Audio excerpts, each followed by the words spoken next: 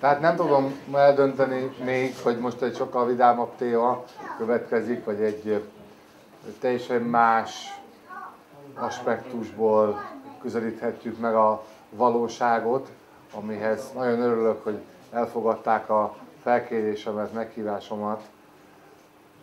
A Magyarországi Éghajlatvédelmi Szövetség elnöke és alelnöke, egyébként a szomszédos település lakói, hiszen ők a nyugati oldalán, és akkor ezzel is szépen fogalmaztam, a nyugati oldalán található sokolói településeken élő barátaink, Laki György Kajárpécről, Lajtman Csaba pedig Tényőről.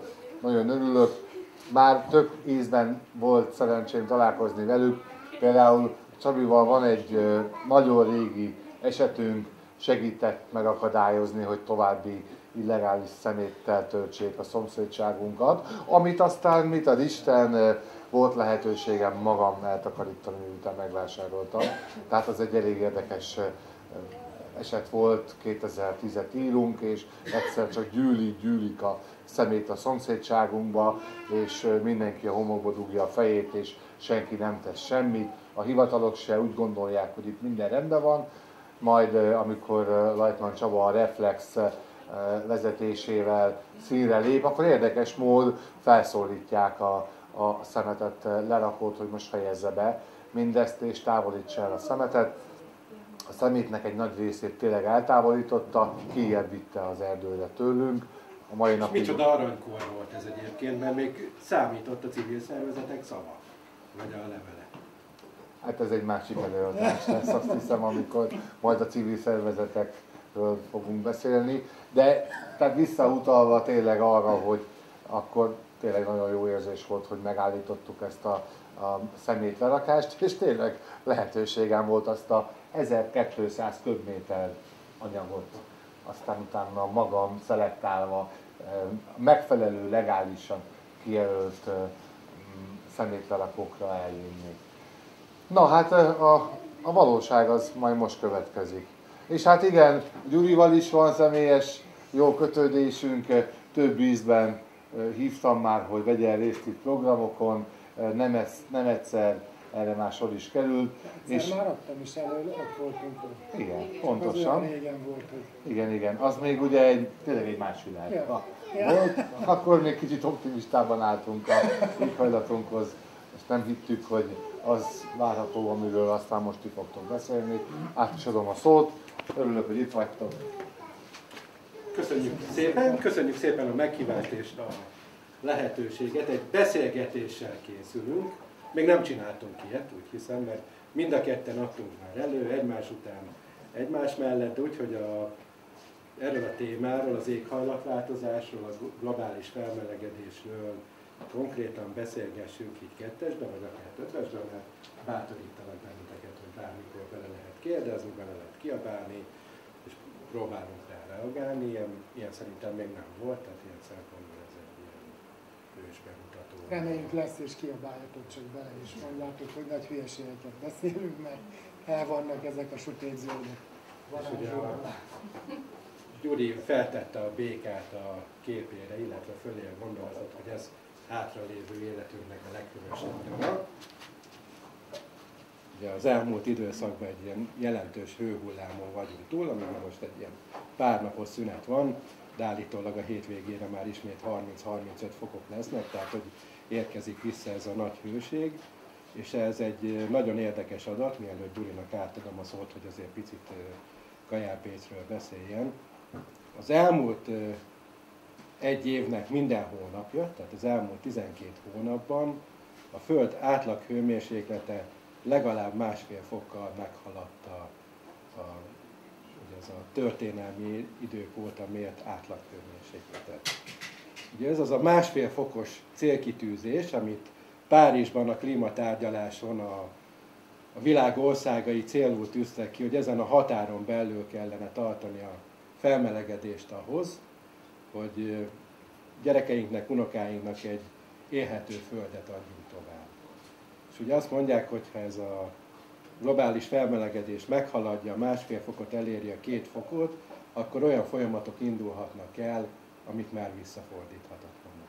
Tehát a kérdés az az, hogy meg tudjuk-e fékezni ezt a változást, vagy kihalunk. És Gyuri, tiéd a szó akkor ehhez kapcsolódóan, hogy békák leszünk, alánk gyújtottak, megfölünk, vagy nem fölünk. Mondom a békát is, de először reagálnék arra, hogy Kacsa bevezette a dolgot, hogy mi az emlék. Az az emlék, hogy segítettél a szemetet összeszedni, és a környezetvédelem, klímavédelem ennél egy sokkal-sokkal összetettebb dolog, társadalmi, kulturális, gazdasági háttere, kapitalizmus, mint maga olyan, aki maga, ugye fűrészeli maga alatt a fát, majd beszélgethetünk erről is, hogy mennyire alkalmatlan arra a jelenlegi gazdasági társadalmi felépítése ennek a nyugati típusú világnak, hogy itt bármi komolyan történjen.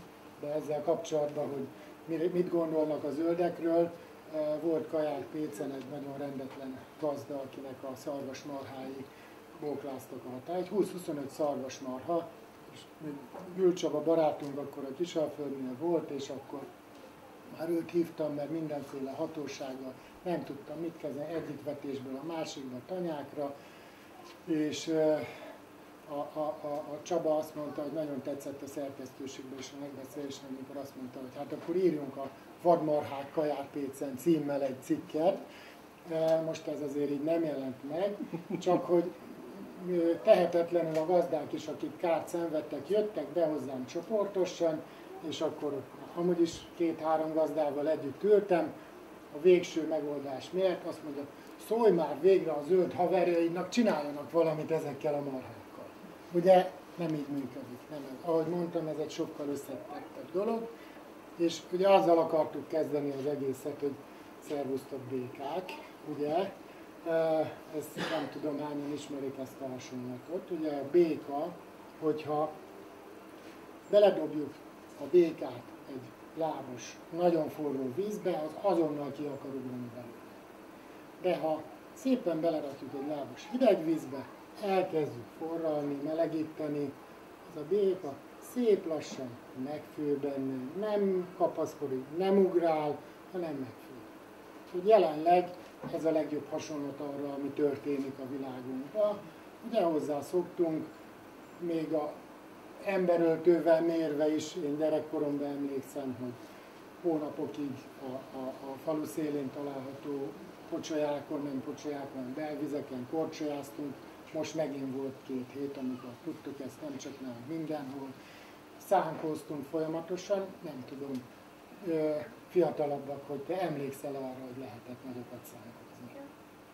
Nem emlékszel, nem is tudod. Tehát azért szép lassan, amit a Csabi mondott, hogy 1,5 fok. Hát ez, most mondjuk meg őszintén, ki a francot érdekel ez a 1,5 fok? Hát akkor most van 25, akkor lesz 26 fok. Hát senkit nem érdekel, de hogy ennek milyen összhatása van, ugye erre az a bonyolult válasz, amit most nem fogunk elmondani, hanem beszélgethetünk róla. De akit érdekel, nyugodtan nézzen. Egyébként ez tényleg egy ilyen nagyon összetett, nagyon érzékeny folyamat, és egyébként 17 fokokról beszélünk, tehát hogy ilyenkor júliusban korábban 15-16 fok között volt, most sokat szorra lép át, és egyébként rekordok vannak, tehát hogy a legmelegebb napokat mérték az elmúlt hetek folyamán, amikor a Föld átlag hőmérséklete egyre gyakrabban meghaladja a 17 fokot, és ez nem jó. Tehát 17 fok az tök jó, még be is kéne gyújtani, hogyha otthon 17 fok lenne, de hát az így sajnos nincs így, és azért a globális ökoszisztéma rendszere ennél egy sokkal összetettebb folyamat, és tényleg az a nagyon nagy baj, hogyha például lehet hallani, hogy most 30 fokos a tenger, a földközi tenger, hogyha a tengereink 30 fok közelében melegednek, akkor annyira megváltoznak az áramlások, amik alapvetően befolyásolják az időjárásunkat, hogy olyan helyzetekkel találhatjuk szembe magunkat, amik korábban nem voltak. Tehát például nálunk azért nincsenek ilyen hatalmas nagy viharok, ahol forgószél jön, meg hurikán jön, de lehet, hogy itt Európában is ezekkel a veszélyekkel szembe fogunk nézni a következő években, évtizedekben. Pár szóval nagyon gyors, mert ugye ezek szép nagy dolgok, amiről beszélünk, de hogy konkrétan nézzük kicsibe, mert marha jó, hogy beszélünk, mert a Brazíliában az őserdőt vágják ki, mi meg marha jól el vagyunk, mi nem tehetünk erről az egész dologról, hát nagyon sokat tehetünk, a kicsiket is nézzük. Kajárpéc Klímasztár, ezt a kitüntetést az Magyarország és a Éghajlatvédelmi Szövetségnek van egy nemzetközi szervezete, ami legnagyobb ilyen jellegű a világon. Európa összes államából vannak tagjai ennek, ők adták ezt a díjat. Hogy miért is kaptuk, ez két dolog volt ennek a indoklásában. Az egyik a kajárpécnek a zöld felületkezelése, hogy a parkokat kezeljük. Itt is láthatjuk ennek az egyik zászlós hajója például a Hősfa című dolog, ami megmutatja a településen olyan iskola, óvoda, főterek, nagy fákhoz, mert még vannak nagy fák, ugye ezt szinte a saját testemmel védtem, mikor ott felújítottuk a kultúrt, meg a környező részeket, és hogy lássák az emberek. Ugye itt ez nagyon látványos, megmutatja az értékét, van egy applikáció, ami kiszámolja, de milyen ökológiai szolgáltatásai vannak, hogy mennyi a szén-dioxid megkötése, mennyi az oxigéntermelés, por megkötés, párologtatás, ilyen nagy fa alatt, bármikor oda megyünk, de ha kimentek a nagy fa alá, sokkal jobb a klíma, mint itt lenne a tető alatt. Úgyhogy kicsit belét folytom. Ki az, akinek van otthon klímakészüléke a háztartásban vagy a munkahelyén? Szerintetek egy ilyen fa, visszamegyünk egy picit, Gyuri? Tehát egy ilyen fa az hány klímakészüléknek a hatását tudja biztosítani? 1, 7. 7. Most dolgozunk egy ilyen kis cikken, ugye van nekünk egy Klímavédvelem névre hallgató Facebook közösségünk, ahol így megosztottunk egy-két ilyen cikket, és most egy ilyen nemzetközi kutatás eredményeire alapozva dolgozunk egy ilyen bemutatón, és nagyon fontos, hogy az miért van hűvös a fa alatt? Árnyéka van. De egyébként nem csak árnyéka van, hanem ő egy természetes párakapu is. Tehát, hogyha ő hozzáfér nedvességhez, tehát a talajban talál nedvességet, akkor ő ezt egy ilyen természetes párakapuként párologtatja. És azt számították ki, hogy mondjuk egy olyan, lehet, hogy még nincs is ekkora a fa, de mondjuk egy ilyen 15 méter magas, 10 méter koronaszélességgel rendelkező átlagos fa, 15-20 éves fa, az 7 darab klímakészüléket tud pótolni, és tudja hűteni a saját környezetét.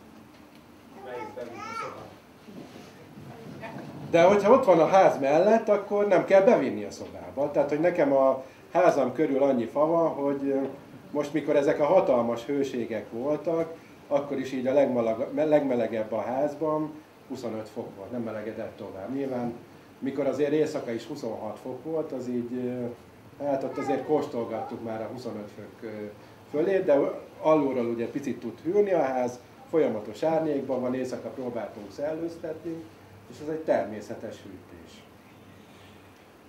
Jó. Mondja, még a fára visszatérünk, hát igen, az egyszerűbb egy klímát beszerelni kell, egy villanyszerelő, egy gép, földobjuk, aztán már nyomja, hogy ez milyen egészségtelen, azt majd mindenki tapasztalni fogja, de jóval egyszerűbb, mint fát ültetni. Én ugyanígy vagyok, már viszonylag új a házam, de körbeültettem fákkal, és ugyanezt mondhatom el a háznak a klímájáról. Ezeken átugrok, mert inkább megyünk majd olyan témákhoz, ezt, hogy miket csináltunk. Inkább az legyen vége mindennek? Nem. Mikor legyen vége? Holnap vagy? Nem. Ez a másik része annak, amit kaptuk a Klímasztárt, a Kajárpécnek a élmény alapú tudat formálása, vagy szemlélet formálása. Ugye ennek az zászlós hajója Kajárpéci vízirevű, ami szerintem itt nagyon jól ismertek, ennek is az ökológiai előadásai, több is van, ökológiai meszténylábnyom, dzsungelkönnye, többet ésszel, mint láncfűrésszel, üvegházhatásvadászat. Ezeket az ugye az Éghajlatvédelmi Szövetség finanszírozta, hogy ezek létrejönnek, és nagyon népszerűek, tehát nem csak ilyen körökben, hanem most egyre többet hívják őket ezekkel az előadásokkal. Egy másik ilyen van a hatos tölgyünk, ami itt a nyugati völgyében van a Sokorónak, ha már ennyire emlékezted a nyugatot, Tényő és Kajárpéc között. Ez egy ikonikus fa, az összes turista ott összejön, és minden május második szombatján van egy 6-os tölgytúránk, és akkor is rengetegen jönnek, tehát 100 alatt szerintem nem volt még résztvevő. Sétálunk, kitáblázom, akkor virágoznak a kosborok, megmutatjuk, hogy milyen gyönyörű helyen élünk. Ez is hozzátartozik, és nem magamnak csinálom, mert én megyek magam gyalog is, meg lóval is, hanem azoknak, akik egy évben egyszer veszik a fáradtságot és elindulnak. Még az esőerdőkre ezt csak azért hoztam ide, az Európai Klímaszövetség 40 éve alakult, azt hiszem, német kezdeményezésre, német-osztrák kezdeményezésre, azért, hogy az amazonasi esőerdőknek a védelmét és az ottani lakosoknak a védelmét szolgálja. Csak később a célok átalakultak, tehát most már olyan nagy a gond szerintünk, hogy szerintük is. Ez egy megjegyzés, nekem az egy ilyen nagyon nagy tapasztalat volt, hogy képzeljetek el egy akkora őslakos közösséget, ami mondjuk egy ilyen pápanagyságú, tehát mondjuk egy 30 000-es közösség, és ennek a közösségnek önrendelkezési joga van egy Magyarország területnyi erdő fölött. Tehát, hogy ott egy akkora Amazonas menti esőerdő fölött, őnek önrendelkezési joga van, ami azt jelenti, hogy ő dönti el, hogy ezzel az erdővel mi legyen. A rossz hír a történetben az az, hogy nagyon nagy nemzetközi vállalatcsoportok, gazdálkodók, törvényes és nagyon gyakran, egyre gyakrabban törvénytelen eszközökkel ott állnak, és szeretnék ezeket az erdőket kiirtani, és a helyükön mondjuk szójamezőket kialakítani, amivel marhákat lehet tenyészteni nagyipari módszerekkel. És ez nagyon nem jó, és ez egyébként az, hogy az európai településeknek a hálózata támogatja az őslakos közösségeket, az leginkább egy nem annyira anyagi, mint sem egy ilyen szakmai támogatás, hogy ezek az őslakos közösségek a saját jogaikkal hogyan tudnak élni. És akkor közben, hogyha figyelitek a híradásokat, sajnos évente az elmúlt években többször is lehet olyan híreket hallani, hogy mondjuk egy ilyen őslakos önfenntartó közösségnek a környezettudatos vezetőit meggyilkolják. És mondjuk nyilván az erdő mélyén egy 200 fős közösségbe soha nem fog kiderülni, hogy akkor ott a háttérben mi is áll. És nem csak a vezetőjét, azért hoztam ide a képet, ilyen európai közgyűlésekre minden évben van egy, amikor összejön ez a társaság Európa minden államából, és mindig vannak az ottani törzsi vezetők közül vendégek, akik eljönnek, és azt hiszem 3 éve volt, amikor ott voltunk konkrétan ezen a konferencián, és akkor jött a hír, hogy gyakorlatilag egy falut, 100-150 lelkes település, lemészároltak. Tehát mint a Vinettus filmekbe gyerekkorunkban, csak nem a kék mi a fenék katonák mentek, hanem a legmodernebb géppisztolyokkal. Aki tudott, elmenekült az őserdőbe, a többit meg lehet. És akkor jött az, amit a Csaba mond. Hát igazán a törvény nincs nagyon a őserdőben, nincs törvény. Ott az erősebb meg az, aki, ez főleg, hogyha olyan elnök van, mint a brazil elnök volt, aki meg ezt tudatosan még támogatta is, mert ő neki az a Most egy kérdést szeretnék feltenni, hogy lássuk, hogy milyen mélyen kell bemenni a témába. 2 könyv. Jordán Ferenc, Az ember vége, a természet esélye. Jelencsér András, Ábrándok bűvöletében. Ki ismeri? Előbb a klímára nagyon sokan jelentkeztek, vagy valamelyiket egyáltalán, vagy az előadót, nagyon sok YouTube. Senki nem ismeri. Akkor ti még nem hallottatok a világ végéről, jó, hogy jöttünk, akkor majd elmondjuk. Örülünk, hogy elhozhatunk nektek a világ vége hírét, gyorsan igyatok még fröccset, meg kávét, amíg lehet.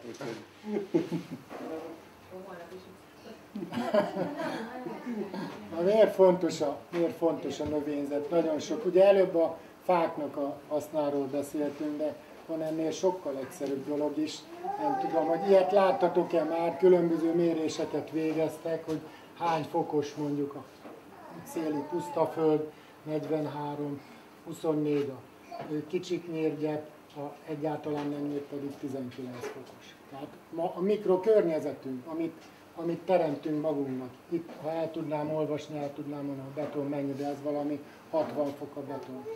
Tehát ha megnézzük ezeket a csodálatos új lakóparkokat Győr körül, annyi az egész, hogy felépíti a házát, körbe kockabetonozza, ugye, amit térkőnek hívunk, kockabetont rak le, és utána beszerelteti a klímát, nem tud megmaradni, tehát ez logikus. És itt jön az, amit mondtunk előbb. És ami nagyon érdekes egyébként, itt hogyha el is vesszük innen a burkolatot, vagy a csupasz földet, akkor az, hogy a pár centis lenyírt gyep és a meghagyott zöld felület között több foknyi hőkülönbség van, hőmérséklet különbség van, szintén a párologtatás miatt. És egyébként mi is most a Reflexnek Pápateszéren van egy nem ennyire szép adottságú, de egy szép adottságú ökológiai központ, és mi is volt a rendezvény, meg még lesz is rendezvény, és azt a részét is lekaszáltuk a területnek, ahol egyébként direkt ilyen vadvirágos mezővel próbáltunk gazdálkodni, és így lehet látni, hogy itt nálatok is, hogy ez egy pillanat alatt kiszárad.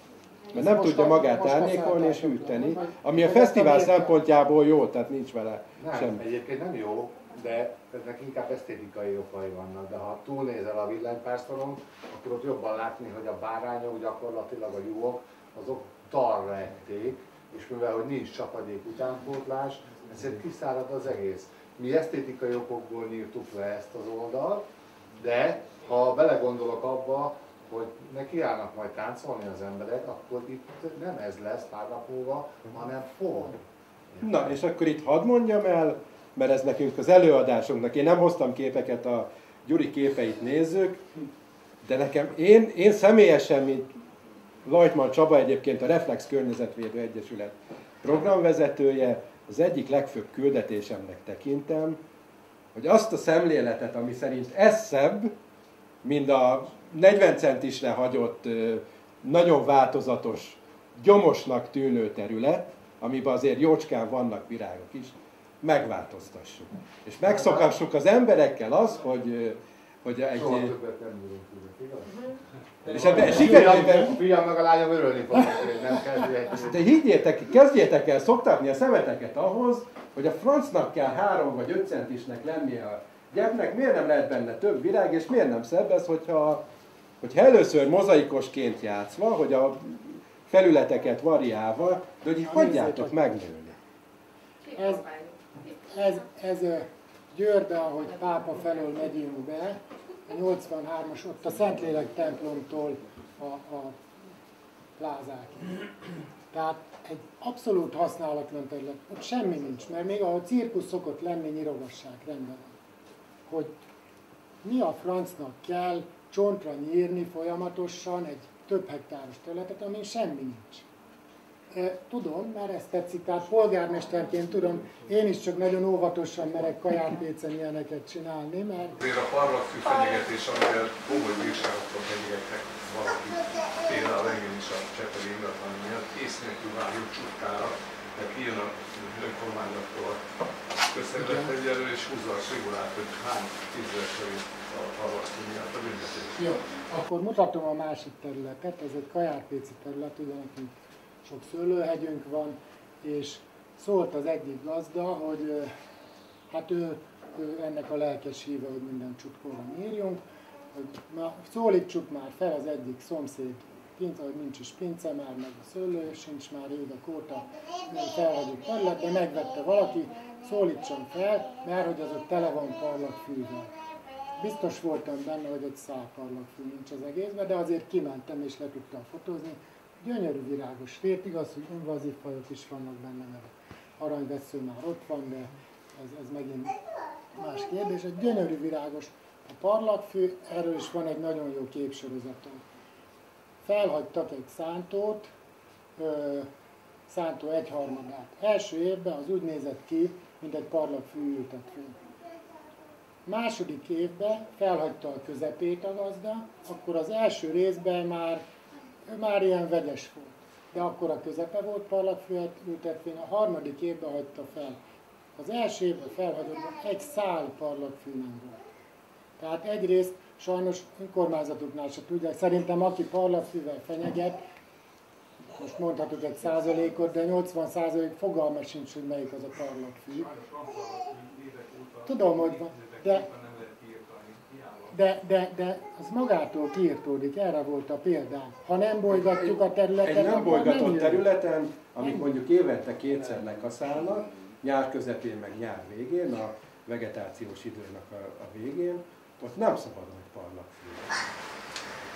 Nem szántok föl özvenkörülőket évente, és mégis. És ez egy ilyen nagyon érdekes, és ebbe az irányba nem menjünk el egyébként, hogy nem tudom, hogy tudjátok-e a parlagfű latin nevét?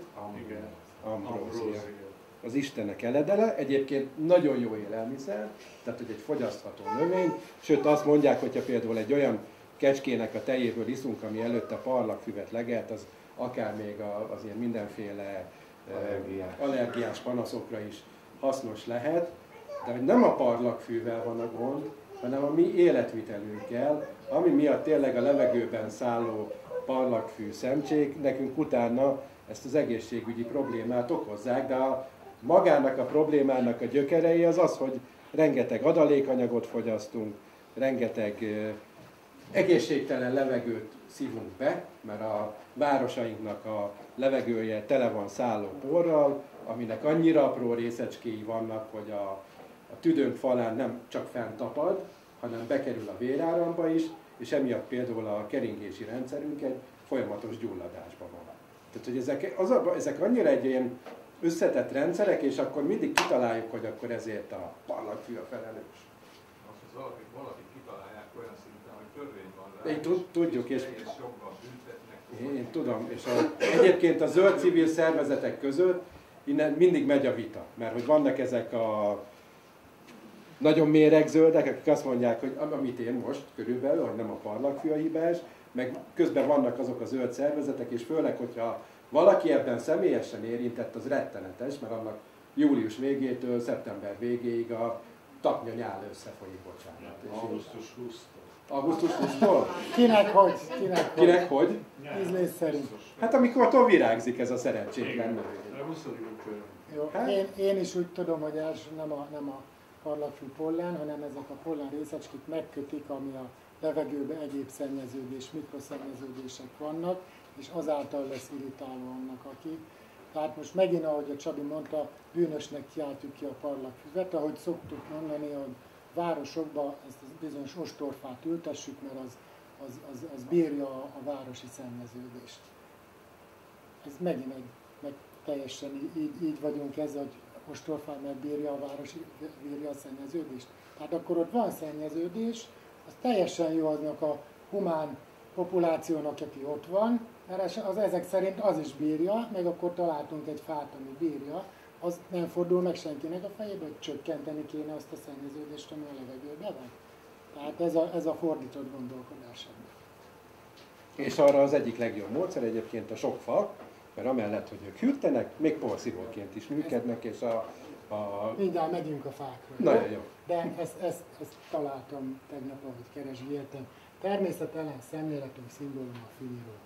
Ez szerintem mindent elmond, én hát most már 18 éve vagyok polgármester, amikor kezdtem, még nem volt ennyire ez a csőkasza óvodásoktól tanultam, hogy ezt csőkaszának hívják, hanem kézikaszával kellett.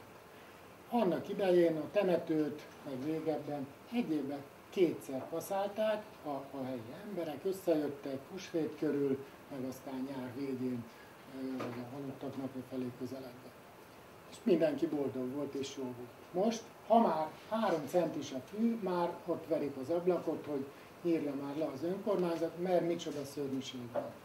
Tehát mióta ezek a fosszilis energiával működő szörnyűségek vannak, azóta mindenkinek ez a mániája, hogy csutkóra legyen nyilván mindenhol a fű. Bezzeg, hogyha kézikaszával kéne mindenkinek, meg sarlóval, szerintem biztos nem itt tartanak. De valószínűleg nagyon olcsó még a gázolaj, meg a benzin mindig, hogyha ennyire tudunk beregni, Kajárpét szép csöndes zsákfalu lenne, de minden hétvégén én ugye a Domboldalban lakom, a bőrödést hallom az egész faluból, mert mindenki nyomott ezt. Ez a vidék hangja. Hát a vidék hangja ma már nem a kakasszó, meg a tehénbőgés, hanem a csőkaszának a beregése. Így van. És a flex, bocsánat, így teljesen. És miért jó, hogyha nem nyírjuk csutkára a növényzetet? Hát egy Előbb- rengeteg, mondhatom, Gyuri? Mondja, de előbb azt Nem. is. Élővilág, tehát ez a beporzóknak élőhelyet és táplálkozóhelyet biztosít, hűti a környezetét, szerintünk esztétikusabb, akkor talajszerkezet szempontjából nagyon jó, tehát például a talajeróziót se engedi. Ugye szó volt itt, hogyha tényleg ezen nekiállnak itt holnap több százan táncolni, akkor az pornik, és akkor így megy el a termőtalaj is. És hát amellett, hogy egyébként a rovarok, de így a madaraknak fészkelőhelyet biztosíthat. Maga, akkor hadd segítsek ebbe, a biodiverzitást is segíti. A biodiverzitás, ugye, ami nagyon, az egyik legnagyobb probléma, hogy ugye nagyon csökken a biodiverzitás, tehát a fajok sokfélesége, hogy mennyi van. Ez egy német kutatás alapján van, 30 év alatt 70%-kal csökkent a rovarok mennyisége. 70%-kal csökkent, ment vissza. Ezt teljesen tudományosan vizsgálták, de megint akkor egy ifjú korunkban, hogyha éjszaka autóztunk, tele volt a szélvédő bogártetemekkel, rovartetemekkel. Ma már töredéke van annak, ami 40 évvel ezelőtt volt. Aki autózott 40 évvel ezelőtt, megerősíthet engem. De, na és a biodiverzitás nagyon fontos, hogy ezek a fajok tudjanak vándorolni, összeköttetésbe legyenek. Tehát ha csukkóra vágunk mindent, ez egy ökosivatag. Tehát ennek semmi ökológiai értéke nincs, amit itt látunk magunk előtt. De hogy nem kell ezt, de hadd mutassam. Tehát nagyon fontos, szemléletformáló dolog, ez a Schönbrunni kastélynak a kertje. Ott van a kastély, ez itt fönn az a rondella, nem tudom, mely tetején van. Ahogy vezet le az út a kastély, az egészet meghagyták kaszáratlanul. Tehát én úgy gondolom, ha ők megmerik hagyni, és ez nagyon jó szemléletformáló, ha valaki észreveszi, hogy hol sétál le, és ki is írják. Ez Luxemburg belvárosában egy kis zöld folt, ahol ki is írták táblára, hogy mélegelő, meg miért fontos a rovar. Tehát azon túl, amit a Csabi elmondott, nagyon fontos a biodiverzitás megőrzésébe. Egy kis rovarnak... A biológiai sokféleség. Nekem nincs itt a képem, de két képsorom van ehhez kapcsolódóan. Az egyik az Firenze mellett az Arno folyó partján, közvetlenül a belváros mellett nagyjából egy 2-3 hektáros terület, ahogy olaszok ebből egyébként nagyon előremutató szemléletűek, odaadták egy ilyen új város tervező csoportnak, városépítő csoportnak, akik azt mondták, hogy itt ezt a területet magára hagyják. Nem csináltak semmit. A közelről nézve úgy néz ki egyébként, mintha egy parlagfű tenger lenne, de nem az, és akkor nekem van egy ilyen nagyításom, tehát hogy egy nagy képből indulunk, ami tényleg úgy néz ki, mint egy dzsindzsa, és a végére látjuk, hogy ez egyébként egy hatalmas zöld terület a folyó partján, amire picit a városnak az úthálózatát idézően kaszálnak ilyen ösvényeket. Meg egyébként a vízparton meg vannak ilyen kimenő pontok, ahol ott visszatelepülő fűzfélék, meg egyéb ilyen cserjéknek az árnyékába le lehet ülni, és az, ami egy ilyen érdekes része a kísérletnek, Gyuri említette, hogy 70% a rovaroknak eltűnt a környezetünkből, vagy mondjuk a nyugat-európai környezetből, hogy ennek a fejlesztésnek a folyamán úgy hiszem, hogy ilyen 30 olyan állatfaj, rovaroktól madarakig, kisemlősökig visszatelepült a városi környezetbe, amik több 10 évvel ezelőtt eltűntek. A másik ilyen képsor, azt talán ismeritek a Bosco verticálét, ez egy függőleges erdő névre hallgató milánói ilyen toronyház páros, aminek a közvetlen környezetében pedig ilyen nagyon tudatosan, nagyon szépen alakítottak ki mélegelőt. Ugye ennek lehet egy ilyen tervezett verziója is, ahol mondjuk van egy ilyen magas felületű mélegelő, városi mező, amiben egész nyáron keresztül virágoznak a virágok. Tehát, hogy az egyik az egy ilyen egyszerű, magára hagyod, a másik pedig egy ilyen tervezett, ahol direkt olyan növényeket ültetsz oda, amivel azt biztosítod, hogy akkor ott egész évben, vagy a vegetációs időszakban folyamatosan virágzó növények legyenek, amik ott a toronyház alatt egy ilyen, hát szerintem elképesztően néz ki. Hogy lehet az, hogy ezek az információk nincsenek benne az oktatásban? Szerintem azért mi bízunk abba, és szorítunk azért, hogy egyre inkább benne legyenek. Az oktatásban is benne van, a mindennapi életben is. Nem csak tudom, hogy kiadtátok az előadásra, hogy hozzak egy pozitív. De nyugodtan, tehát ez beszélgetés. Skandináviában, Dániában például, meg Svédországban elég sokat éltem is olyan területeken, ami kertváros, és ott eleve nem ismerik az úzott követ, meg az aszfaltot, meg a betonmaximum az utat. Mindenhol füves, és mindenhol nagyon érdekes van, nem tudom, hogy csinálják, de ilyen 30-40 centisre hagyják a füvet. Tehát valahogy úgy nyírják, hogy nem lesz 1 méteres, hanem ilyen 30 centi mindenhol a fű.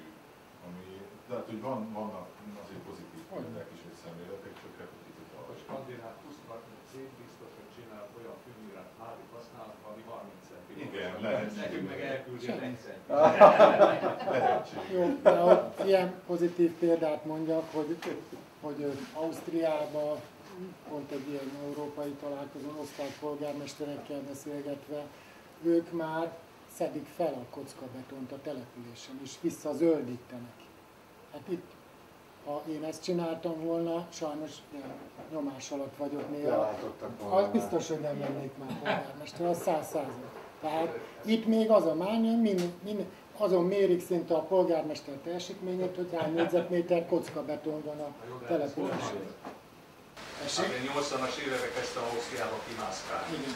Hát ott a kisorlóval csutkára nyílt fű volt a standard, a térkövezett utak voltak. Honnan jött?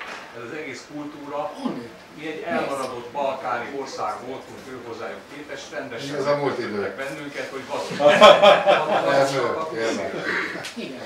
Most ők megváltoztak, mi meg még tartjuk azt a... Hát mert megérjük utólag, azért, tehát még mindig van egy 30 év előtt valahogy, nem tudjuk ledolgozni. Beszélünk a fűnyíró, a csutkafű, a fűkő, az mind onnan jött, a nagy nyugatról, akik olyan lelkesen csatlakoztunk, aztán most Csak ők már tudják kezdeni. És akkor egy picit ugye beszélgettünk az elején a hulladékról, meg az utak mentén elhagyott hulladékról. Ugye a Reflex Egyesület ott a kezdeti éveiben szervezett olyan hulladékgyűjtő akciót, hogy mentünk ki Ausztriába a bevásárló karavánnak az elhagyott hulladékának az összegyűjtésére, de ez egy ilyen nagyon érdekes történet. Ugye ebben az időszakban Magyarországon azt sem tudtuk, mi az a szelektív gyűjtés. Csak azt hiszük, hogy most tudjuk már a szelektív gyűjtést, meg gyűjtjük, meg egyesével visszavisszük a műanyag palackokat a repontokra, hát ezek közben hova jutottunk? Az a baj, hogy közben oda jutottunk, hogy a hulladékunknak az a része, amit még mindig nem válogatunk külön, hanem beledobunk a vegyes kukába, az 3-szorosára nőtt. Mert ugye akkor 1/3 hulladék volt, most már egyébként 10-szer annyi hulladékot termelünk, csak annak mondjuk a 70%-át vagy 60%-át újra hasznosítjuk. A nagy nyugati okosságoknak a beszívásával. Itt mi például helyben nincsen, rá vagyunk arra kényszerítve, hogy szelektív gondolkodjunk, mert 2 hetente jön a kukás. Érted? Tehát egyszerűen jó. De régen 2 hetente 100 liter kuka nem telt el. Hát nálunk is gyakorlatilag megették a tyúkokkal, a kutya mondjuk már nem bírja a tempót, őt már nem etettük agyon. Túl sok birka csontot kap. A szelektívet tesszük ide. Egy percre visszatérve erre a területre, tehát itt most a nyárba a közösségi helyszínként próbáljuk egy kicsit kitágítani ezt a felületet, és ezáltal magunknak egy kis plusz munkát adunk, mert egyébként a bárányok nem csak azt a részt, hanem itt, amit most kocsiparkolónak használunk, ezeket gyakorlatilag ők használják, és az én jól felfogott érdekem is az, főleg egy ilyen nyárba, amikor gyakorlatilag a már lekasszált szénát kell nekik visszaadjam most, nyáron, mert nem tudnak mit tenni. Tehát az én jól felfogott érdekem is, hogy lehetőség szerint én egyébként szívesen hagynám, hogy itt legelészenek a fesztivál alatt, mert egyébként is a koncerteket ott szokták nézni villanypásztor mögül, de bizonyára nem mindenki tolerálná azt, hogy mondjuk le akar tenni egy pokrócot, és mondjuk nem egy kis birka bogyó van itt, hanem egy nagy gépasztal. Vagy csak szemléletforma. Igen, tudod jól, hogy ezen rajta vagyunk, és ennek megvannak a pozitív és negatív oldalai, de tény, hogy ezt most csináltuk meg, de szerintem nagyon boldogok lesznek a családtagjaim, hogyha ti előadásotok az lesz a következmény. Akkor már volt értelme eljönni. Ez egy ilyen nagyon érdekes, tehát hogy ezt mi Pápateszéren a területünk nagy részével már ennek tudatába próbálunk. Egyébként egy darab barlangfű nincs ott. Mondjuk ott régóta beállt, tehát mondjuk ott bolygatva szerintem 20 éve volt utoljára. És ahol egyébként árkot azon a 40 centi szélességű, 5 méteres sávon, ott jön a barlangfű egy pillanat alatt. Most, hogy miért? Ezt meg el kell fogyasztani, meg kell enni. Ennyi. Jó. Miért fontos a biodiverzitás? Aztán kit érdekel, hogy csak 70%-a kipusztult a rovaroknak. Még egy példa, 2, ez a saját kertemben, ez egy udleja nyári orgona, nagyon vonza a különböző fecskefarkulepke, aztán ez a vaddohány, aki ismeri, egy hihetetlenül illatos mézontó. Özönfaj, tehát nem nagyon szeretik a biológusok, de mindig meghagyok párat, mert egyszerűen egy hedonista tobzódás, ami itt van, a gyöngyházlepke, a facskafarkulepke, a rózsabogarak, a különböző dongófélék, tehát öröm odaállni mellé és nézegetni. Hogy meg a biodiverzitás elfogy, vagy csökken, ugye erre van 2 szemléletes példa. Az egyik a repülős, hogy jönnek ki a csavarok, hát ez még nem gond, mikor aztán kijön az a csavar, amit nem tudjuk, hogy melyik, és akkor zuhan le a repülő, hát ezt nem gondoltuk volna. De van, ami a magyar néplélekhez közelebb áll, hogy valaki azért rendszeres mennyiségbe issza a pálinkát, és hát azért mindig egy kis agysejtet, idegsejtet azért csak megöl az issza, és akkor eljön az a pont, amikor már nincs mit megölni, és akkor vége a dolognak, de sose tudjuk, hogy hol van ez a pont.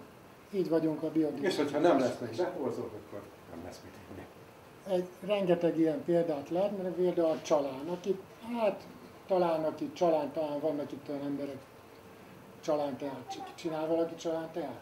Te vasszony? Nem, egy páran vannak. Ti azért szeretitek. Más mindenki írtja, mert az micsoda ronda. Egyik pillangófajta arra rakja a tetejét, a nappali pávaszem. Ha azt kiírtjuk, akkor nem lesz nappali pávaszem se, akkor nem lesz. És akkor mondok nektek egy érdekességet a nappali pávaszemről, hogyha már ezt mondod. A nappali pávaszem védett pillangó. Tudjátok, hogy miért védett? Mindig a gyerekeknek el szoktam mondani ilyen előadáson. Gyakori egyébként, mert szerencsére egyébként még a család is gyakori. Az egyetlen magyar állatfaj, ami a szépség. Hát, a nappali pávaszem azért lett védett, mert szép. És egyébként tényleg egy gyönyörű pillangó.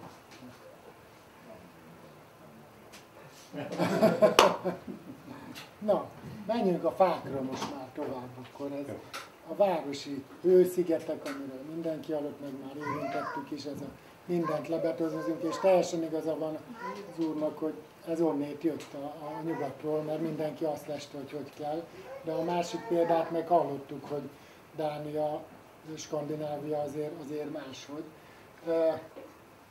Ezeket Madridba fotóztam, Csabinak nagyon sok fotója van Olaszországról, hasonló. Ők már érzik, hogy milyen fontos az, hogy fákkal is a mikroklímát, védjék a mikroklímát. És most egy teljesen közeli példa, itt van nagyon szép vármegyei központunk Győr. Győr az a mintapéldája annak, hogy mit nem szabad csinálni. Hát ha megnézzük, Győrnek 2 zöld tüdeje van, 3, ugye az egyik ugye a Püspökerdő, aztán Adiváros, Marcalváros. És ha megnézitek, hogy az utóbbi 30 évben ezek a lakótelepek, akárminek hívjuk lakóparkok, ami ott épült, az egy iszonyat. Valaki bemegy a 100-szor szép lakóparkba, vagy a Csanakon, ott egy nagy lombos fa, nincs egy helyen se. Tehát maga az a lakópark egy hősziget. Persze, hogy mindenki azzal kezdi, az na akkor belenyomjuk a légkondit, mert különben nem bírja ki. De De és itt jönne a szemléletformálás, és amit mondtál, hogy tudnak erről. Igen, az iskolában tanítják.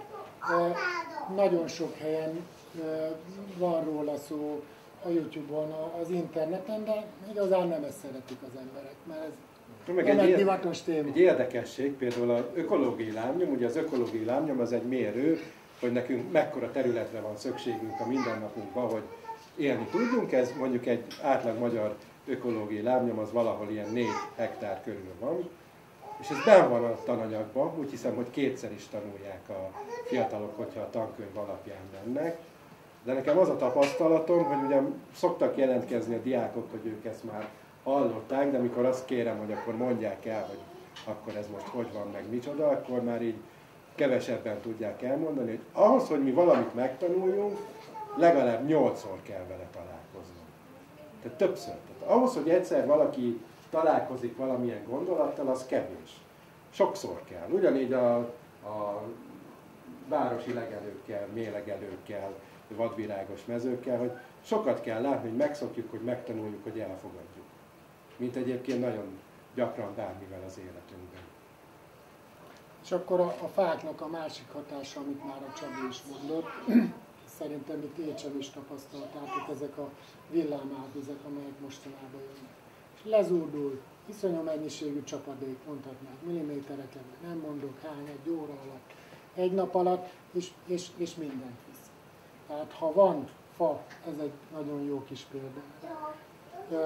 Ha van fa, az megfogja, mert már a lombozaton keresztül nem tud olyan gyorsan lezúdulni. Az alá valami le se ér. Tehát ha nincs fa, itt most megzúdul minden a dombodon, de láttam már, figyeltem, hogy körbeültetett fával a birtokot. Igen, pálinkafákat. Pálinkafákat, igen, az is jó. Jobb, mint a semmi. Tehát erre az van, hogy fát ültetni, mikor a legjobb fát ültetni. Hát 20 évvel ezelőtt lett volna, az a legeslegjobb időpont, de ha nem, akkor ma van a legjobb időpont. Tehát ha 20 évvel ezelőtt nem ültettünk. De erre is vannak nagyon jó példák, hogy ne csak a negatívat mondjuk.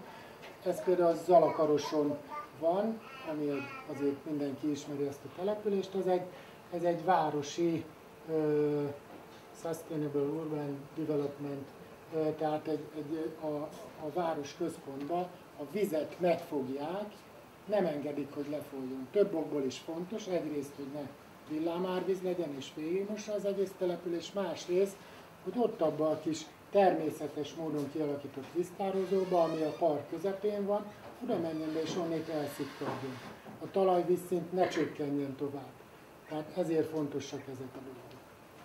Ez egyébként egy ilyen érdekesség, hogyha a magyar vízgazdálkodásnak a történetiségét nézzük, hogy akkor mi egy medencében élünk, rengeteg víz jön be a medencébe, és mi valamiért arra tettük fel a jövőnket, hogy az így nehogy itt maradjon, mert akkor itt tenger lesz, hanem folyjon minél gyorsabban tovább. Ezért az elmúlt időszakban, az elmúlt évtizedekben, vagy akár elmúlt évszázadban olyan fejlesztések valósultak meg, ami a kanyargó folyókat kiegyenesítették, a kis patakokat kikövezték, hogy minél gyorsabban elmenjen ez a víz. És akkor most látjuk azt, hogy hát aszár van. És nagyon fontosak lennének azok a megoldások, hogy ezeket a vizeket a tájban, a városunkban, a kertünkben hogyan tudjuk visszatartani, és vannak rá módszerek. Például egy esőkertnek a kialakítása a saját kertünkben, vagy a saját intézményünkben egy tök egyszerű megoldás, ahol egy kis mélyedésben, olyan rétegrenddel, olyan növényekkel, amik egyszerre bírják a vizes környezetet, meg a száraz környezetet, azt meg tudjuk oldani. És nem drága ráadásul. És szintén egy ilyen vízfelülettel tudjuk hűteni a saját környezetünket, és közben szúnyogokat tudunk tenyészteni.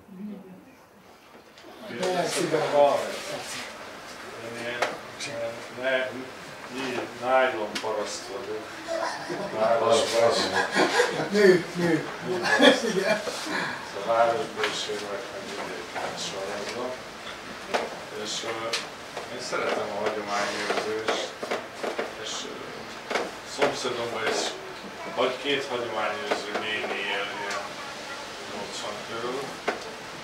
Minden évben körülbelül 5-ször lepermetezik az udvarokat komolyatollal, és is olyan az udvarok, mint amit ott láttam.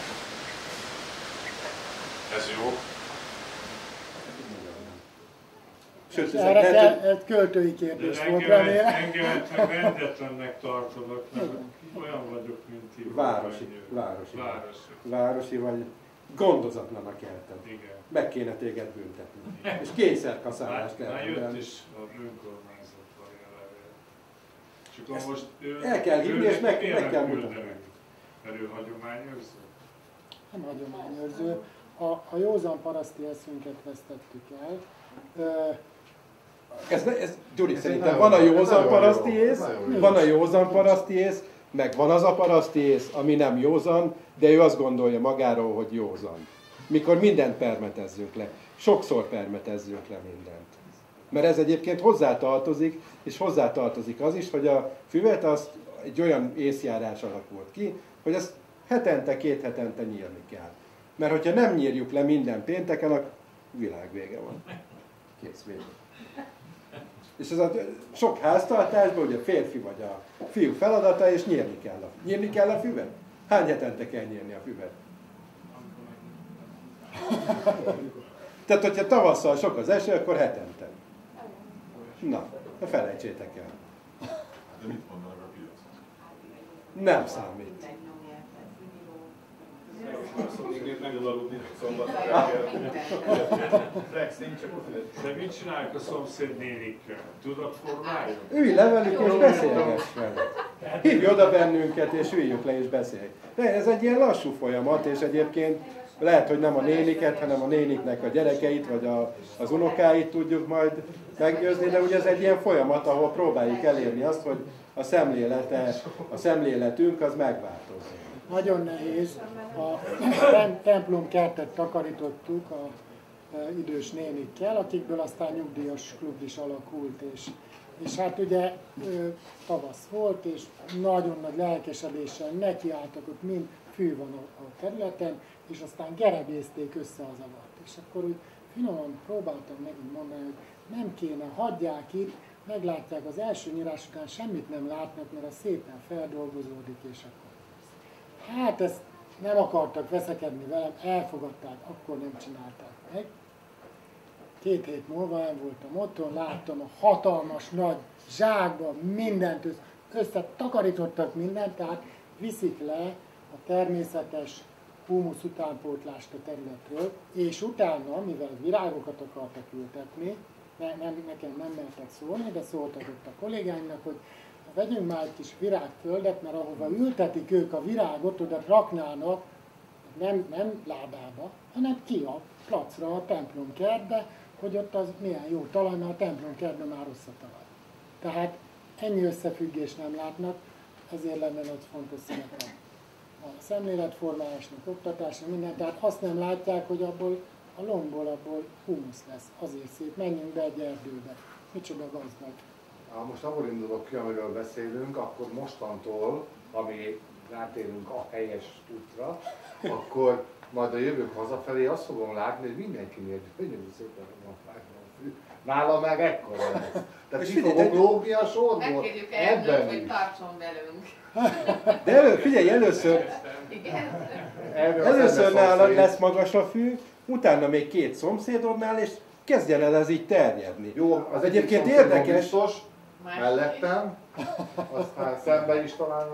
Nagyon érdekes a történet, mert van néhány, ugye ez a több város, a Gyuri említette elsősorban tőlünk nyugatra, már próbálnak másképp gazdálkodni a zöld felületeikkel, és néhány magyarországi település is próbálja őket követni, és biztos hallottatok róla, amikor a Fidelitas akciót szervezett, hogy akkor lekaszálja a Karácsony Gergőnek a lustaságát, aki hagyta megnőni a mélegelőket, mert ez nem más, mint lustaság. És közben egyébként az a 2 település, aki Magyarországon ezen a területén nagyobb városként élen jár, az Veszprém és Székesfehérvár, 2 Fidesz által irányított város. De mi voltunk már ilyen tanulmányúton a partner önkormányzatainkkal, így elmondják, hogy ilyen nagy park, és a nagy parknak van mondjuk egy tizede, ami így jól körbe van kerítve, meg ki van táblázva, hogy ott nem a üzemanyag fogyott el a fűnyíróból, hanem tudatosan próbálnak egy más mintát bemutatni, és így lassan elfogadtatni. Vagy ugyanígy Veszprémben a bicikliút mellett, ott ilyen mozaikosan gazdálkodnak a gyeppel, hogy közvetlenül a bicikliút mellett le van kaszálva, de egyébként, ahogy vezet ki a bicikliút mellett egy több méteres sávba, meg hagyják, hogy megnőjön a zöld. És égig érjen. Hát én is próbáltam. De ez egy folyamat. A városi környezetben csak annyit, hogy Budapesti vagyok, tele van kutyával.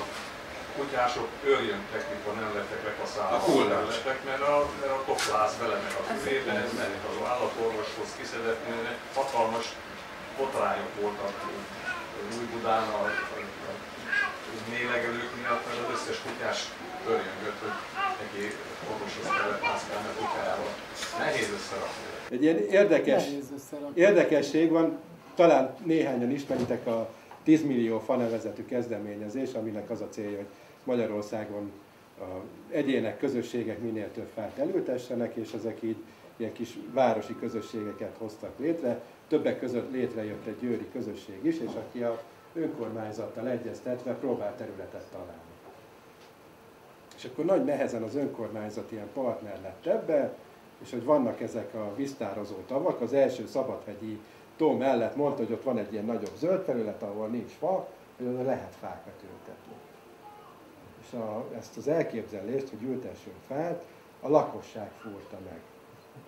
Mert azt mondta, hogy nem lesz hol kutyát sétáltatni, hogy ott fákat ültetünk, és akkor erre szerintem, Gyuri, te is tudsz történetet mesélni a saját településedről, ahol szintén volt olyan faültetés, ahol a lakók miatt nem jött össze. Mert? És akkor ezt le is fújták, nem is valósult? Az ott nem. Miért nem lehet a fát? Nem férnek el a fa között. Még jobb, mert A kutya megszokta az otthonalat, ahol sétáltatod, és ott van egy fa, megáll, és nem lesz. Tegnap még nem volt itt. Ez szomjan hallani. Hát a madár se tudja kikerülni azért, hogy a szélerőművet neki repülve. Hát ez még 2 hónapja nem volt itt. Fölépül egy templom egy faluba, a bagyok potyognak lefelé. Basszak, itt 300 évig nem volt semmi. Lefelé. Nem tudja kikerülni.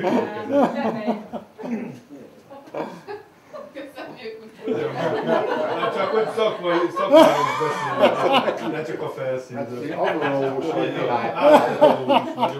Agronómus vagyok. És többször mélyen szántóan elmerültél ezekben a témákban ráadásul. Nekem is van kutyám, azóta nem ültetek fel.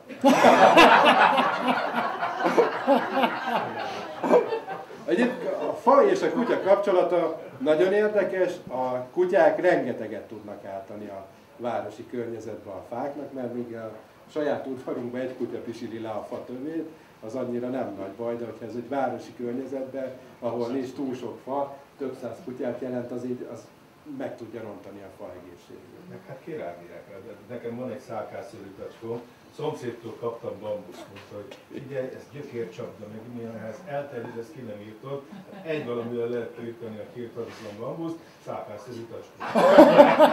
Azzeg a kutya a bambusz mellett, egy így kinő.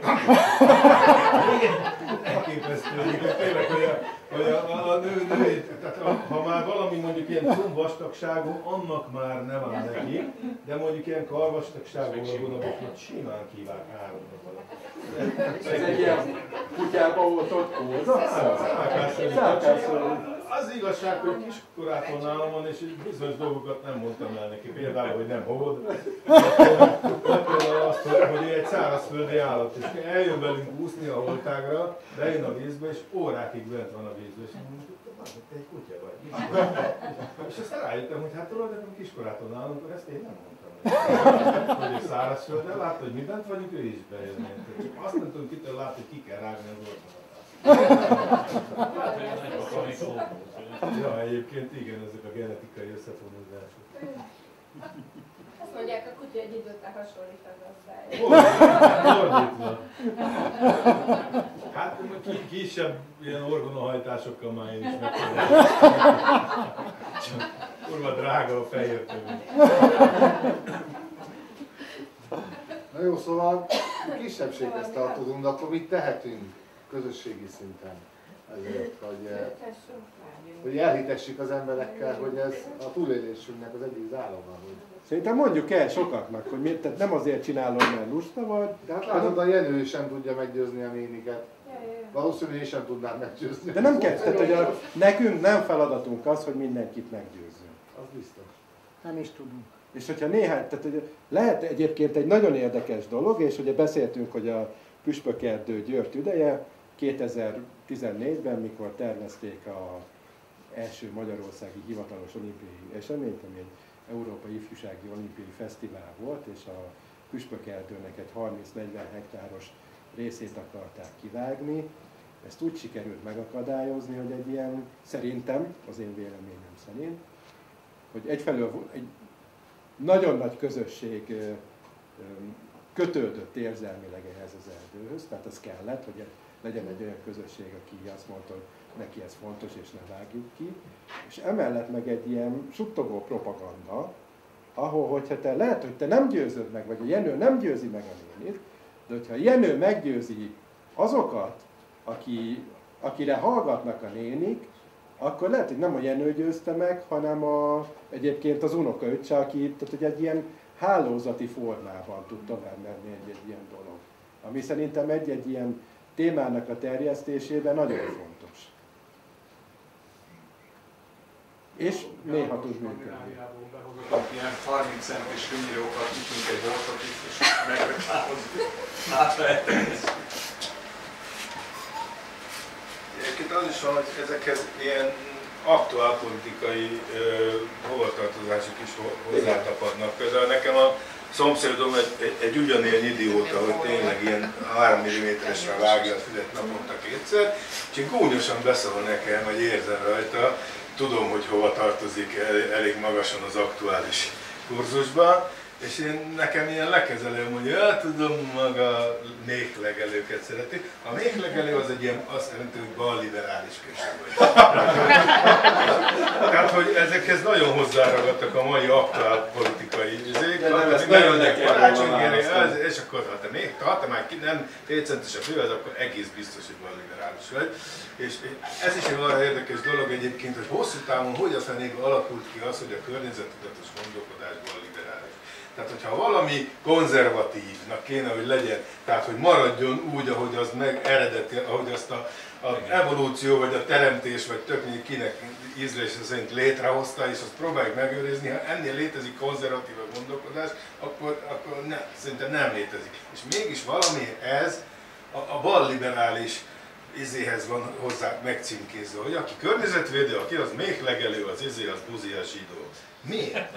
Ezért én mindig elmondom, hogy a cigány inger, azt követtem. A 2 első méhlegelős város az Veszprém és Székesfehérvár, és mind a 2 Fideszes polgármester. De Cserpalkovics eleve sok témával ellen megy, meg véleményt nyilvánítani. Tehát egy áruló lesz belőle egyszer? Csak lehet? Nem, inkább szerintem ő vállalja. De én ezt tudom, tehát hogy nyilván ezt így, én egyébként szintén egy feladat, hogy ezeket a kérdéseket ebből a pártpolitikai színezetből, rendszerből próbáljuk meg kimozdítani, és próbáljuk meg ezek mellé, vagy még inkább ezek fölé helyezni, hogy ez egy fontosabb történet legyen. De ez Misinek teljesen igaza van, hogy ez a szinte lehetetlen küldetés. De soha nem felejtem, elmesélem, lehet, hogy majd a videón furcsa lesz. Nekem már. Pártoló tagunk Győr-Moson-Sopron megye, most már vármegye önkormányzata az Éghajlatvédelmi Szövetségben. Ott alakultunk meg náluk egyébként 2009-ben a Média Wave idején, nem tudom, hogy emlékszel rá, Jenő. És így tavaly ősszel meghívott engem. Itt voltak nem is tudom, hogy milyennek a Baden-Württemberg nevezetű részből, ami a testvér megyéje Győr-Moson-Sopron megyének, illetve ott ez nem megye, hanem valamilyen járások, vagy nem? Járások. Itt voltak a képviselői, és így szerveztek ilyen fórumot, és meghívott engem a Németh Zoltán, hogy adjam elő ezeket a zöld dolgokat, amivel foglalkozunk, meg néhány dologban együtt is működünk. És akkor hát ők egy olyan megye, ahol sokszínű csapat képviselte. A mi megyénket meg egy színű csapat képviselt, és ezt hogy valaki szóvá tette Zoltánnak, és akkor erre Zoltán itt reagált, nézzék meg, itt van Lajtman Csaba, ő egészen biztos benne, hogy soha nem szavaztunk ugyanarra a pártra. Amit én nem tudom, hogy ő honnan tudja, hogy én a szavazáskor melyik pártra x-elek vagy nem, de ez volt rá a válasz, hogy miért nincs ott ellenzéki képviselő, vagy ellenzéki előadó a mi térségünkből, Győr-Moson-Sopron megyéből. Tehát én voltam a hülye zöld, aki az ellenzéki egyébként.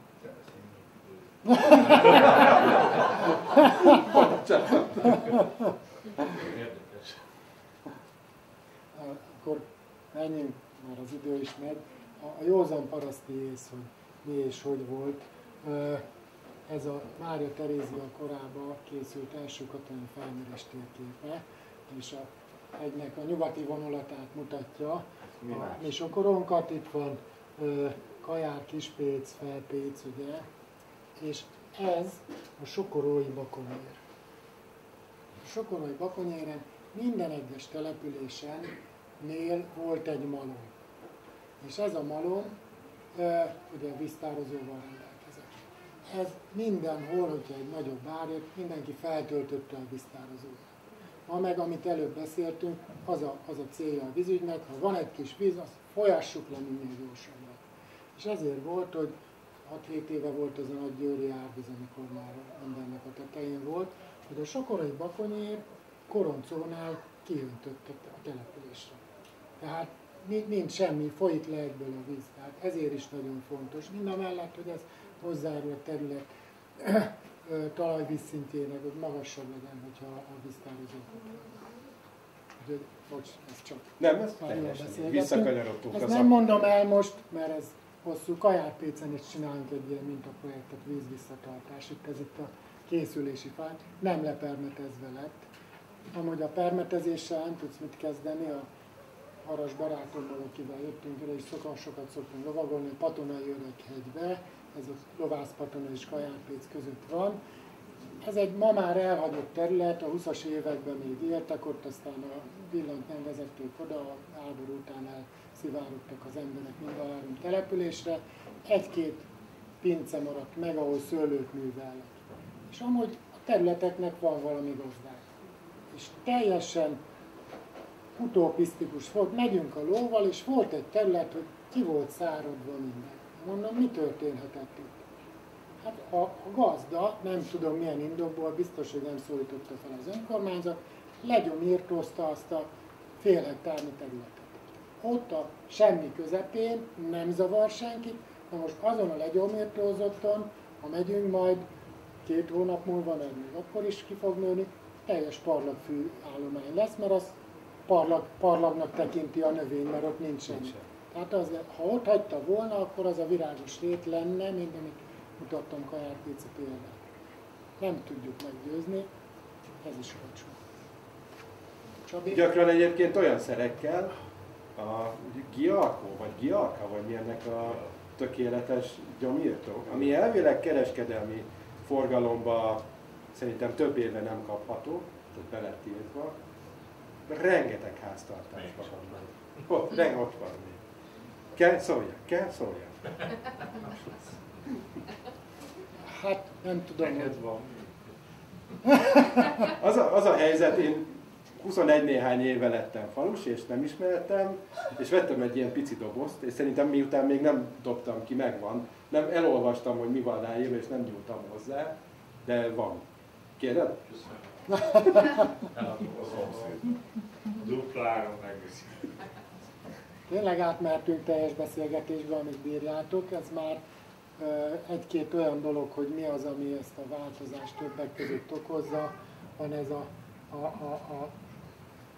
szerintem sokan láttatok már ilyet, hogy az elektromos autót, meg a biciklit, meg akármilyen járművet töltenek, és akkor 50 kilométerrel odébb megy a hőerőmű, a szenet égetik benne, tehát ez azért messze van a környezetbarát megoldástól, de mehetünk olyan irányba is, hogy hát mindenki szereti, a környezetvédelem az egy nagyon népszerű dolog a felületen, hogy akkor egy kicsit szelektíven gyűjtjük, meg milyen jó, már rajta marad a kupak, a műanyag flaskán, stb.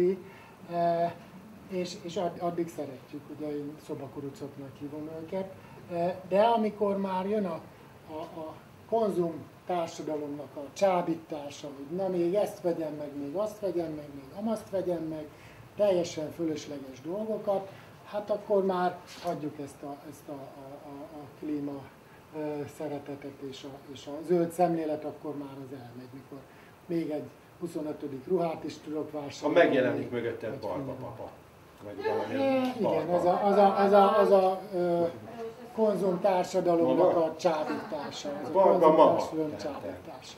És futólag néztem át egyébként ezt a képet, és azt hittem, hogy ez egy ilyen pozitív példa lesz. Nem elolvasva, hogy mi van odaírva, hogy hát, hogy nem éri el a klímaakciót a hősünk. Hát miért nem éri el? És azt néz, tudod, így ránéztem, így lépkedtem oda, hogy te közösség hátulról átkarolja és oda tolja.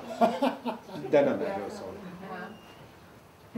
Nem az a Barba mama állt be mögé.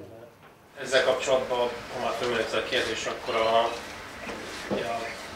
villanyautók jönnek be. Most akkor melyik lesz a károsabb utólag, a villanyautók vagy a hagyományos üzemanyaggal működő autók? Látszólag. Ugye említettük az ökológiai lábnyomot, amivel mindennek a környezeti hatásait le lehet mérni. Tehát, hogyha azt nézzük, hogy van egy gépkocsi, amihoz az alapanyagokat valahonnan elő kellett teremteni, bányászni, egyszerűsítve.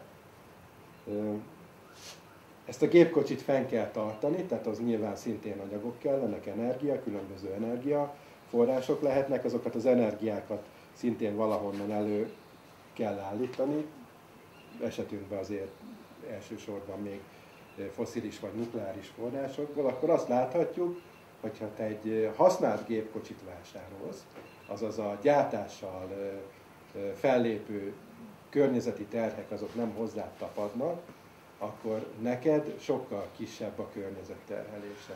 Attól függetlenül, hogy az egy dízel vagy egy benzinüzemű jármű.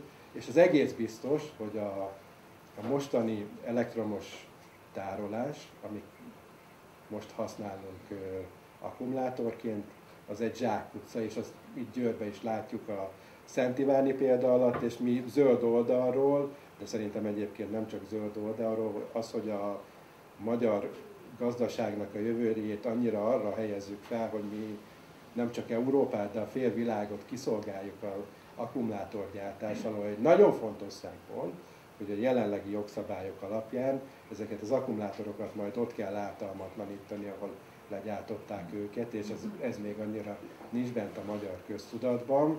Ezek elsősorban, tehát hogyha ez így egy jól működő környezeti hatósági rendszerünk lenne, akkor még azt mondom, tehát hogy lehet egyensúlyokat teremteni. De az, ahogy mi Magyarországon haladunk, az biztos, hogy nagyon elbillen a rossz irányba, és hát látjuk azt, hogy Gödön milyen problémák vannak, és mikor kiderül, hogy több éve szennyezi a környezetét, és azon nem is kaphatott volna engedélyt, és oda mennek ez ellen tiltakozni, akkor nem a gyárat állítják le, megzárják be, hanem a tiltakozókat viszik be előzetesbe. Ugye, amit a Csabi mondott, ez a egyes dolgoknak az életciklus számítása. Tehát elkezdődve attól, hogy kibányásszuk azt a vasércet, addig, hogy valahol azt a rozsdatemetőbe bevisszük és újra felhasználunk belőle. Hát ilyen szempontból most már vannak különböző számítások, de még más dolog is felmerül, ugye ennek a biztonsági protokollja. Tehát ezzel nem foglalkozott még igazán senki, csak úgy mennek ezek az elektromos autók. Az Audi-ba olyan a biztonsági protokollja, a két villamos autó összegyűl, azokat nem tudják eloltani olyan hatásosan, ott van egy daru, van egy megfelelő konténerbe folyadék, abba beleemelik az egészet. Na most egy autópályán, egy tömegkarambolnál, ahol van 5 elektromos autó, beszéltem tűzoltókkal, el tudják valahogy oltogatni, de azért az nem olyan, mint a másikat. Amúgy én véleményem szerint ez az autóipar újraélesztése, mert látták, hogy azért milyen negatív hangok vannak már dízelautókkal, stb. Ezért kitalálta az autóipar ezt az elektromos autót, ott az a hatalmas kapacitás, Magyarországot is ez virágoztatta fel, ahogy tudjuk, a sok összeszerelő üzem, Tehát ez az autóiparnak. Remélem nem köveztek meg, nincs itt a lovam, nem tudok olyan gyorsan elszabadulni. A közösségi közlekedés fejlesztése. Nagy településeken belül mindenképp, de a másikon is. Meg valamilyen szinten visszamenni az önellátó közösségek irányába, hogy beszélgettünk itt Kacsával, hogy ők alapvetően itt töltik a nyarat. Tehát, hogy a saját környezetünkben is lehet szabadidős célpontokat találni, és nagyon fontos lenne, hogyha nyilván jártok például Budapest felé az autópályán, hát ott egy ilyen kamion karaván halad. Tehát, hogy nagyon vissza kéne abba az irányba fordulnunk, hogy minél inkább a helyi termékeket fogyasszunk. Tehát ami egy ilyen rövid ellátási lánc folyamán jut el hozzánk. Rá leszünk szorítva, mert egyébként azért látszik, hogy ez a rendszer egy pillanat alatt össze tud omlani. És akkor, hogyha most összeomlana ez a rendszer egyik napról a másikra, mert hogy már nem tudunk elég elektromos áramot előállítani, vagy valamiért a távközlés csődöt mond, és mondjuk leáll az internet, én nem tudom, hogy itt egy magyar városokkal, közösségekkel mi történne, és hány hétig lenne mit ennünk, megírnunk. Tehát, hogy ezek egy ilyen nagy... Ez az, amivel kezdtem, hogy ez azért nem csak az, hogy a kiskutyusokat megvédjük ezt, ez egy komplex gazdasági, kulturális, társadalmi probléma, amivel szembenézünk, és ennek nagyon sok hatása. És ez a béka, tényleg? Tehát, hogy ez a... Tudjuk, hogy baj van, tudjuk, hogy nagyon nagy baj van, de még mindig nem cselekszünk igazán. Tehát még mindig más szempontok sokkal fontosabbak. Ajánlom Pogácsa Zoltánnak a Kapitalizmus vége, Pogácsa Zoltán közgazdás, rengeteg videója van fenn a YouTube-on, a Kapitalizmus vége című előadását.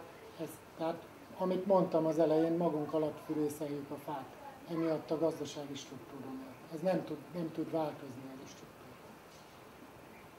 De hogy mikor és hogyan omlik össze, hát ez megint Budapesten egy kávézóba beültünk, és akkor én limonádét kértem. Nem egy utcai büfénél volt, hanem egy valami nagy bevásárlóközpont. És kihozza nekem műanyagba. Ez nem tudom, nem kaptam levegőt hirtelen. Hogy lehet, hogy hol él, vagy mi hol élünk. Gyuri, azt hittem, hogy ez a kávé miatt van itt ez a kép, hogy teszel majd... Hát az az én mániám csak, hogy ugye sok zöld rendezvényre járunk együtt. Én azért annak a híve vagyok, könnyen, mert én nem iszok kávét, soha nem is ittam, tehát, hogy ha komolyan vennénk azt, hogy zöld, meg pont azt, amit a Csabi mondott, hogy helyi terméket fogyasztani, hát akkor a kávét azt egy zöld rendezvényen nem szabadna adni. Hát az egyik legnagyobb ökológiai lábnyoma van annak, hogy megtermelik valami esőerdőtől elhódított területen, ahol előtte lelőtték az indiánokat, beültetik kávécserjével, utána agyonpermetezik, mert hogy aztán azt senki nem ellenőrzi, hogy mi hogyan, és akkor különböző marketing eszközökkel megeladjuk. Ez tényleg az elmúlt időszakban... Gyökeres változásokat kell akkor elérni. Zöld szervezetként, hogyha csinálunk egy rendezvényt, akkor próbálunk figyelni arra, hogy például minél inkább húsmentes, vegán jellegű ételeket kínálunk. De ezzel a kávéval küzdünk, de pont jövő héten egyébként én Panyolára készülök, ahol a Panyola Festen a helyi partnerünkkel, az Emisszió Egyesülettel lesz egy ilyen zöld szemléletformáló sátrunk.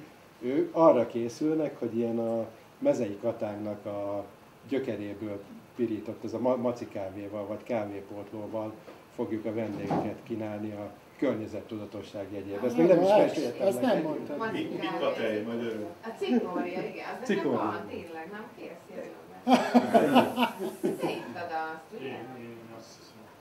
Akkor mindenki esik, ennyire tolom a fókusztej, akkor egy csokoládét nagyon szeretem, de sajnos. Hát lassan narancsok már termelnek. Kicsit visszamegyünk az időből, akkor a paradicsom, krumpli, paprika is. Tehát az összes ma már hungarikumnak számít. Nem, várjál, az más. Azt mi termeljük itt helyben. Tehát az helyi élelmiszer. Azért mondom, hogy ha kicsit visszamegyünk az időből. De azzal nincs gond, tehát ha itt tudnánk kávét termelni, akkor ihatnánk kávét. Ó, hát le van izélve téglával. De itt figyelj, legalább a fogát feltörni. Jó, hát Mihály sokat foglalkozott a leptinopáca deceminára tehát azért nem úgy van. Ez már az utolsó dia, hát én György vagyok, és a sárkányölő Szent György, ezt úgy találtam meg, Bikalon voltunk, és ez egy teljesen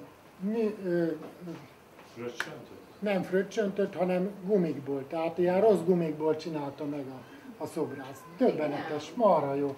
Úgyhogy ezt a én vívódásomat szemléltető, hogy Szent Györgyként valamit elérünk, harcolok, így van, vagy megtaláltam a lélektársamat Don Quixote mellett, hogy szélmalomharcot vívok, úgyhogy ez a két lehetőség van, vagy mind a kettő. Köszönjük szépen! Köszönjük!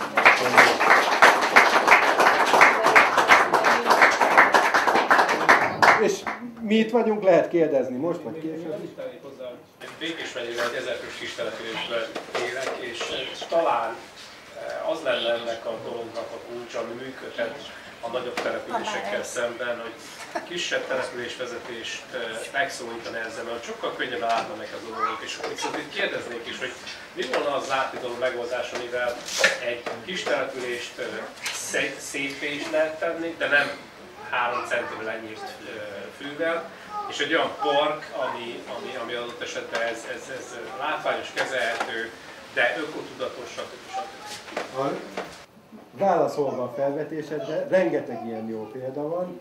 Többek között, ahogy a Gyuriék klímasztárok, több más klímasztárunk van. Például idén Barnak települést díjaztuk. Ez Veszprém megyében egy egész pici település, pár száz fős település, ahol az önkormányzat szabad kezet biztosított szintén egy ilyen környezettudatos településfejlesztéssel is foglalkozó csoportnak, és az így tehát ezt a parkot egy ilyen nagyon környezettudatosan alakítja át, benhagyva a holdfákat, tehát rengeteg ilyen dolog van, rengeteg ilyen pozitív példa egyébként elérhető. Hogyha gondolod, keres bennünket, vagy a honlapunkon találsz erről információkat, tehát erről, és hogyha van egy településnek olyan a vezetősége, vagy a vezetése, aki erre nyitott, akkor ott nagyon sok dolgot lehet elérni, de arra azért főleg egy 1000 főnél nagyobb településen azért érdemes figyelni, hogy azért tehát, hogy ne egy ciklusig legyetek településvezetők, vagy legyen az a csapat településvezető, aki már olyan. Tehát, hogy minden lépés az első, vagy minden utazás az első lépéssel kezdődik, tehát, hogy ez egy folyamat, amit hogyha te egyből mindent akarsz, akkor lehet, hogy az ilyen kontraproduktív. Hát azért a falu központban meg kell tartani, azért le kell nyírni, meg világos ágás, minden. Én az egyik falu széli park, nagyon sok van zöld terület Kajárpécen, és ott már meghagytam, engedve a saját lelkiismeretemnek, meg a Csabi nyomását. Hagytam egyet, hogy na akkor itt nőhet, ami mindegy egyik bevezető útunk mellett, de a falu szélén. Szépen néztem is, meg nem is reklamált senki. Egyszer megyek arra, valaki önszorgalomból lekaszálta az egészet. Úgyhogy nem is tudom ki, nem sikerült kiderítenem, úgyhogy nem bírják nézni, tehát ez a szemléletformáló dolog egy nagyon fontos lenne. De szintén ugye egy apró lépés, és egyébként ezt azért már több magyarországi település is így átvett, hogy mondjuk az egynyári növények helyett, ami több energiát, több munkát, több költséget igényelnek, átállni évelőkre, amik egyébként szintén szépek.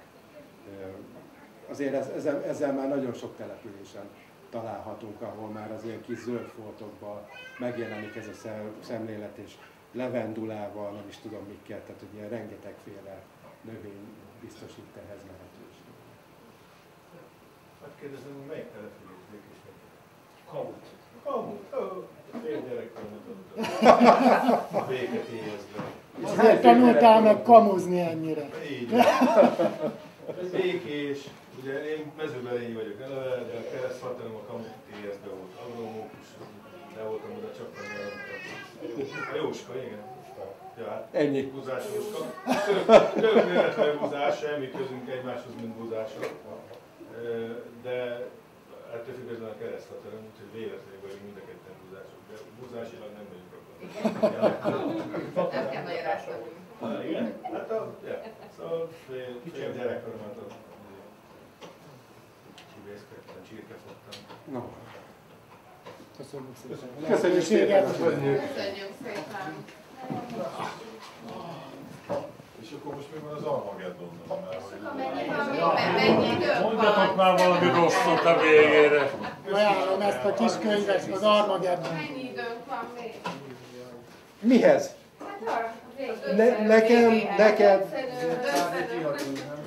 Ezt mondtam, nem. Tehát ahogy a pálinka hűti el az ember. Nem tudjuk. Én úgy gondolom, hogy ugye valakivel beszélgettünk, hogy 2050-re 10 milliárdan leszünk, szerintem nem leszünk 10 milliárdan soha.